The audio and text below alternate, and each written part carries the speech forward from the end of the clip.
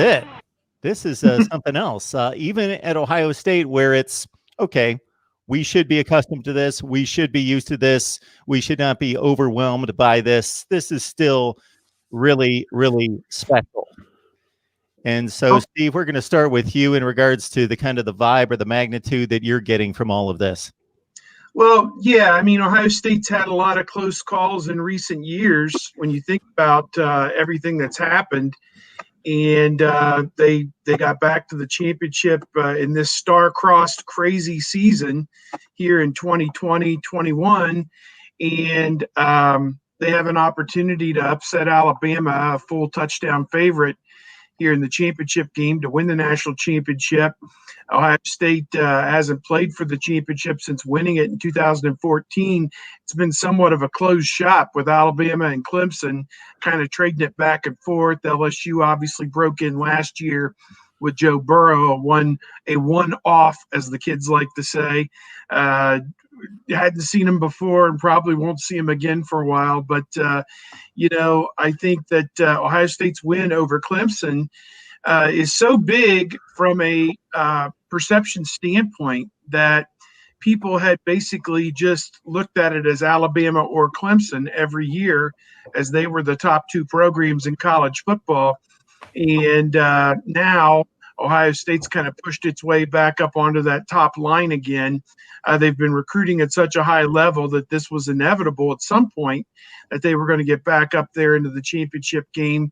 And for it to have happened in a year as crazy as this one, where they only got to play 6 games before they played their playoff game, as opposed to 11 for Clemson, was kind of crazy. But they went in and dominated Clemson. I think we all saw the game, obviously. A few of us were there live, and it was an impressive showing, no question, and left no doubt. Whereas last year, Clemson kind of got past Ohio State in a controversial finish. There was no controversy this year. It was Ohio State all the way. And yet, you go from the frying pan right into the fire. There's one more. You just scaled a very tall mountain, and you look up, and there's an even taller one standing right in front of you that you got to get to the other side to realize the national championship. And I'm sure we're going to talk quite a bit about that. But Ohio State back on the forefront of college football and reunited, and it feels so good. Tony, the magnitude of this one is enormous. And you know my deal. I try to stay neutral, try to stay unbiased. It's impossible. I disclaim that all the time. It's impossible, but we do our best. And when you look at Alabama and Ohio State on the marquee from the standpoint of what's going on right now currently in college football in the landscape, and I know Clemson would be right there and actually surpassing Ohio State until just a few days ago. But if you take the current with the historic and put it all together, I don't think it gets any better than this.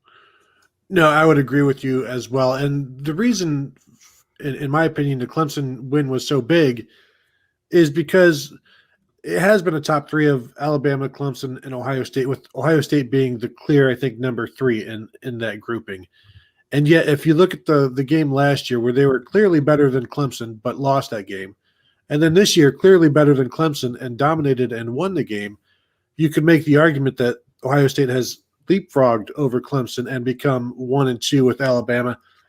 And now they have the opportunity to leapfrog Alabama and go to the head of the line. And so for that reason, the Clemson game was huge. Now you have this opportunity to not only win a national championship, oh, by the way, but then also declare yourself the top program in the country. Then you have to, of course, defend it. And I think we all realized, like last year, LSU was, because of Joe Burrow, Joe Brady, and a weak SEC. Let's just face it. But now you've got an Ohio State program that is under new leadership, under new management. Ryan Day in 2 years has taken them right back where Urban Meyer did, and he's done it, a year earlier, and at least getting them to this point a year earlier than Urban Meyer did. So, give. Even beyond Ohio State and Alabama, just give everybody nationally credit for getting through this year.